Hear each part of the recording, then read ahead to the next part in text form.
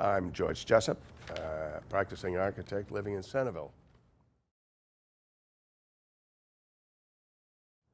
Well, I think most of my memories are related to my service to the town on the historic boards.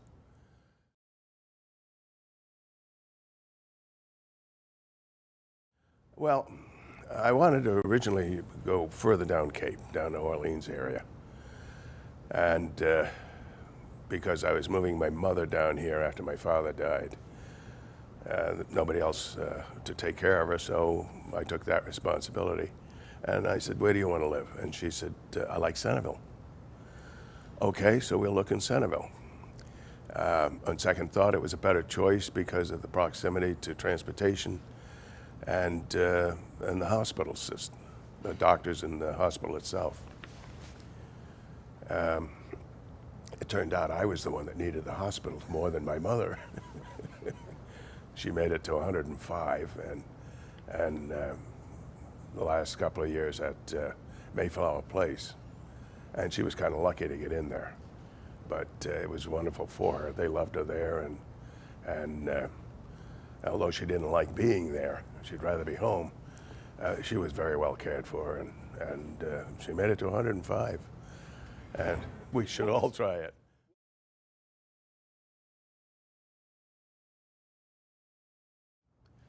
My first job in Barnstable was with Conway Country, commercial real estate, because I had a real estate broker's license and I had 10 years of work in commercial real estate. So it was a good opportunity for me. And at the same time, I was going back and forth to Boston to finish up my degree in architecture. And I don't remember who my boss was. It was that long ago. God, it was 40 years ago. And I've lived in Barnstable more than anywhere else in my life. And over half of it in the same house.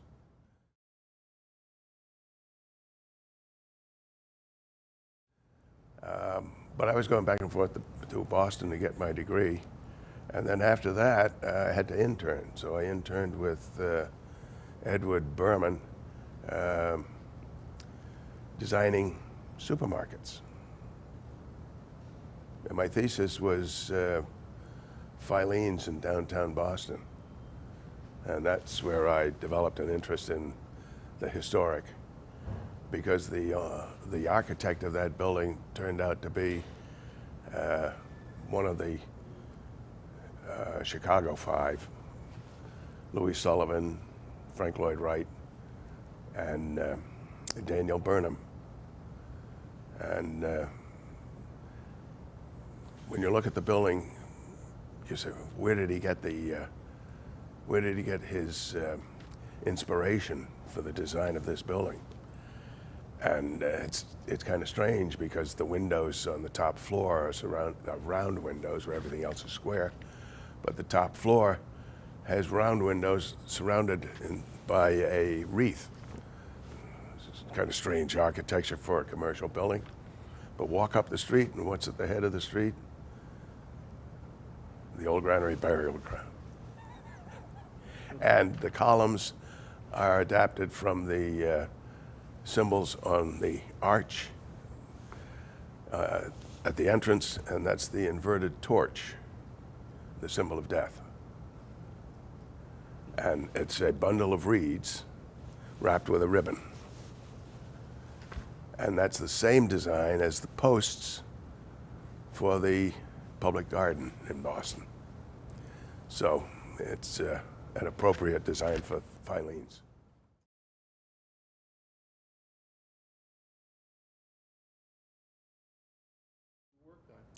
The first one I joined was the Hyannis Main Street Waterfront Historic District Commission. I heard about it after the first meeting, and I ought to be on that board.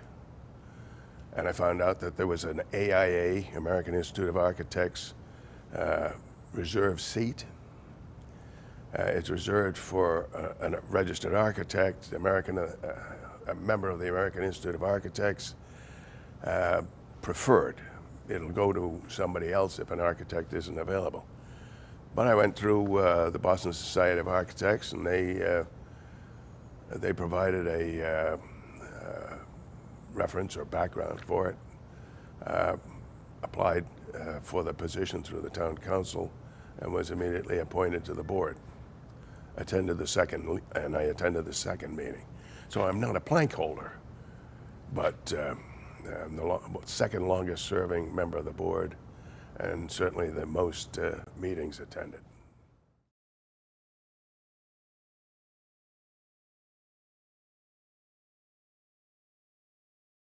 And we started out rebuilding the street. And that was a challenge because it had been discussed many times, but problems of interaction between a contractor and the businessman prevented it. They didn't want the street torn up during the summer, and the contractor couldn't do it any other time. Weather permitting was the only time he could do it. And it had to be done, as a matter of fact, it was proposed to be done in 3 years, 3 summers. We did it in less than 2 because the Hyannis Main Street Waterfront Historic District Commission provided a forum for the contractors, the town engineers, the merchants, and the bid, which was just getting formed at the time, representing the merchants and the Historic Commission, all came together every 2 weeks to solve problems. And we solved the problems before we adjourned.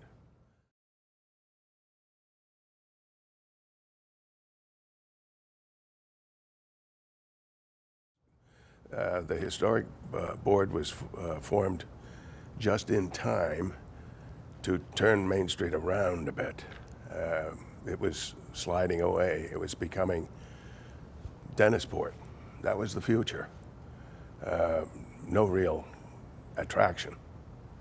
And the stores would have gone that way. They would have gone to treasures and trash, more trash than treasures. And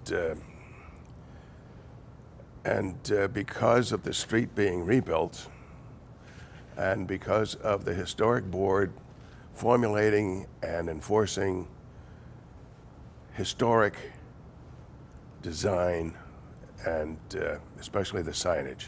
Signage was rampant. Merchants will put up as many signs as they can, thinking, one more sign will get me more business.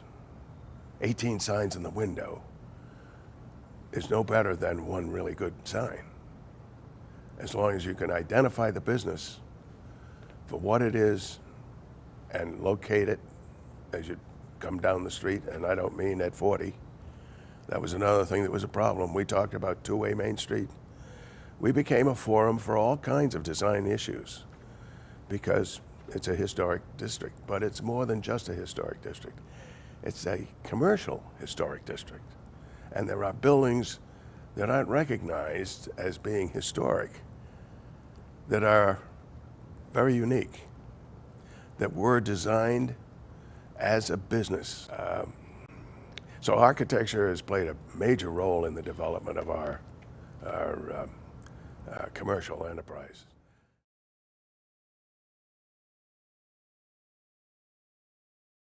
No, but we got a clue as to how many there were when there was a ban on indoor smoking. And everybody wanted an outdoor patio. And I saw it coming down the road, and I mentioned it at the next meeting of the commission. I said, we have to come up with some regulations because everybody's going to want an outside patio. Now, what do we have? What do we need to do? We needed to separate alcohol from the sidewalk to keep somebody from reaching over and grabbing a beer or a drink. We needed to have furniture that was sturdy so that you could actually rock back on a chair without crashing to the sidewalk because it was town property and still is. And we didn't want lawsuits based upon poor equipment or furniture. And that meant that it had to be welded construction, it had to be aluminum or steel, and it had to be historic in appearance.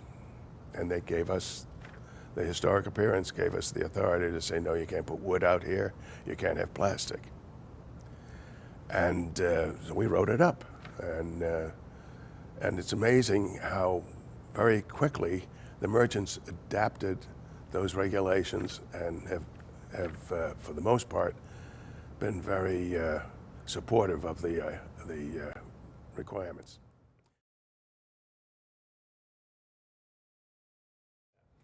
Well, that was one of the first condominium projects proposed.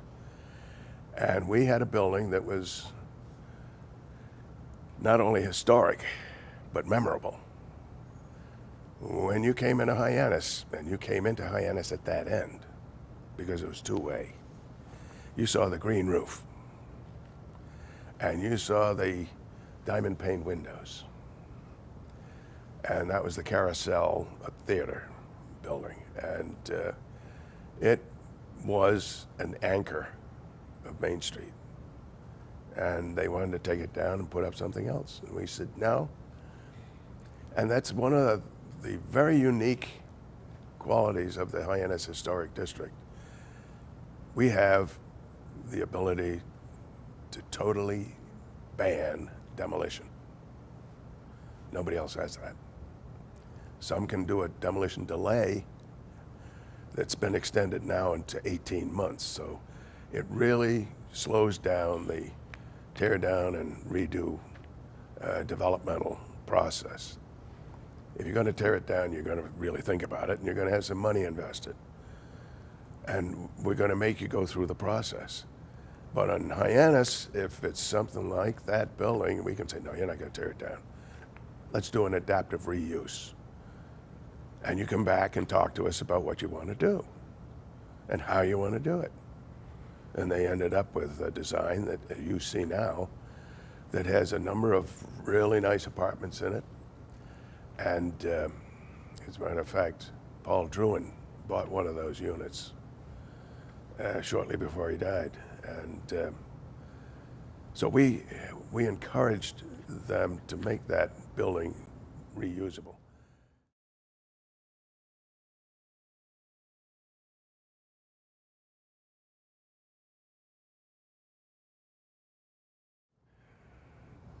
It's the largest historic district in the nation. It's one of 100 scenic drives, one of the best 100 scenic drives in the world. And it is a genuine economic incentive. It's a treasure. In some of the towns, you can do a bit more than is permitted in Barnstable. But in Barnstable, if it's on 6A, you're going to keep it pretty much the way it is. That's the attitude of the commission, not just mine. And it's not the people that are Cape Codders that want to change it. It's the people that come from California who have no sense of history, although they have a great deal of history. But most of the people that want to buy a house here really don't appreciate it. And we try to educate them to that. And we can say, no, you're not going to put solar on the front of a house on Main Street unless it's facing the wrong way. But if you can see it from Route 6A, you're not going to change the overall appearance of the structure because it's a historic structure. And it actually increases the value of the structures. You can buy the same property off of Main Street or out of the historic district for less money. And the reason is, on Main Street, Route 6A, you can be assured that the house next to you isn't going to be painted purple. It isn't going to be converted to a prairie modern. It's going to stay basically the way it is right now. So you have that peace of mind to know that I may not be able to throw up a board fence along the property line, which is also one of my biggest beefs. I think the town ought to rescind that approval. But he's not going to be able to do it. I can't do it, but neither will he. So I'll still have a view up the street.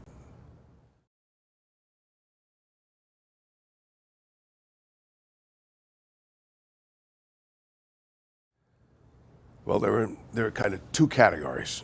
There's the existing monumental summer houses that were built by the very wealthy.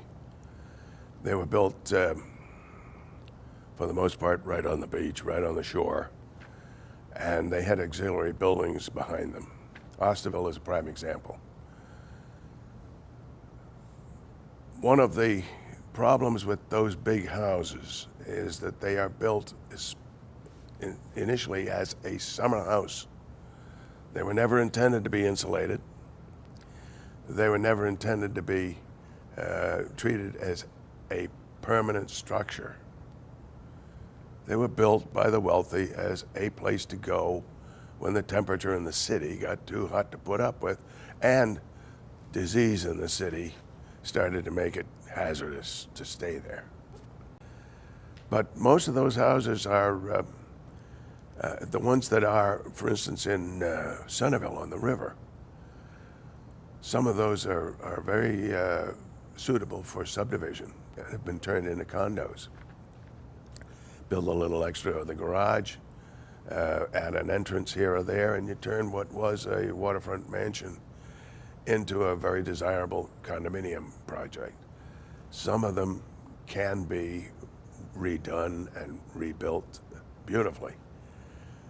But the Historic Commission doesn't have too much power. They don't have the authority to say, no, we want to see it redone. We want to see an adaptive reuse of this old mansion into a series of condos that doesn't materially change the exterior appearance, so that we retain that grand era appearance and still utilize the properties.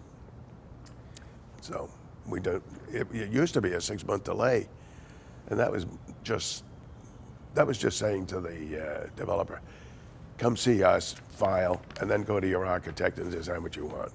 And when the designs are done, well, the delay is up and you can go ahead and tear it down. Now we can delay 18 months.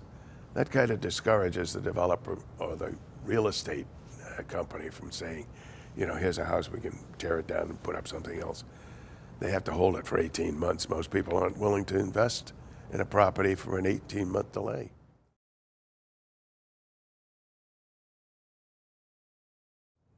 I think everybody agrees that one of the things that we need to do in the future is retain our youth. And we do have something here, I think, that's unique, and that's our trade schools. The problems with retaining youth is you don't have a development program anymore. We have trade schools for electrical, plumbing, mechanical, that provide a business background, the start of a business that can't be done offshore. And one of the advantages of that is that you get a very big head start at it. You may not make the same money as a college graduate, but you also don't have millions of dollars of debt. How much does it cost to go to Harvard today? Well, I don't know. It didn't cost me anything. Well, that's because I monitored the courses that I took at Harvard and MIT. But I didn't get credit for them, of course. I just got the knowledge.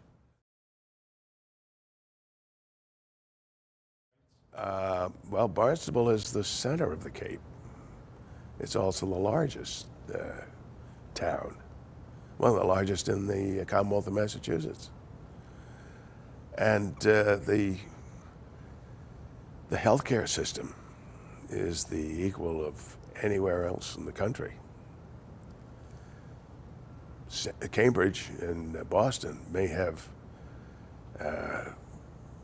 the best reputation for hospitals, but Cape Cod Healthcare is very rapidly building a reputation for the Cape Cod Hospital and the Falmouth Hospital as first-class facilities. I don't think I'd have done any better when I had the multiple pneumonias going to Boston. Now, who knows? I may not have survived the ambulance trip. In the rush hour traffic, I'd have certainly been 3 hours delayed getting health care as opposed to 15 minutes away from Centerville. I've never received anything less than the best of care at the hospitals.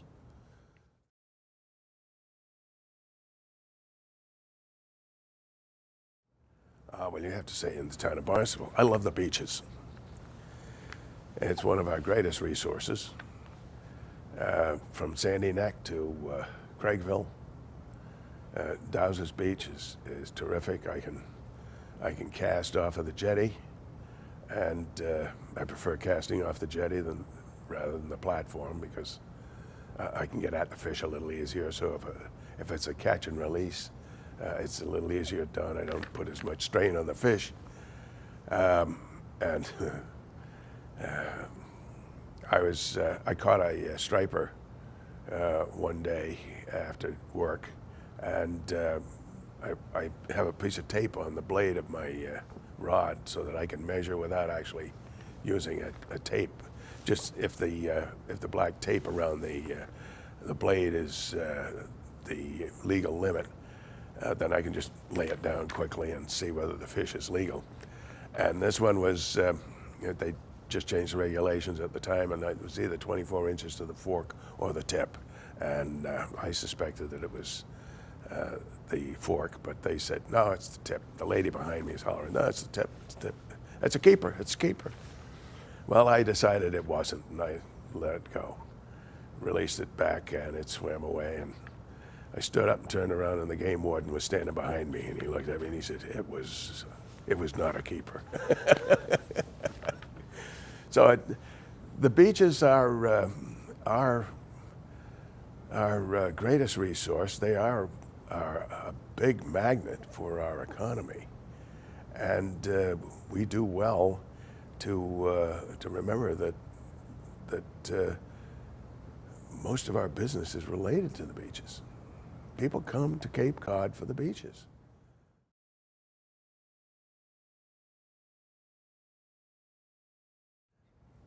Exciting? Well, a couple of things. We mentioned earlier the grade 5 school building.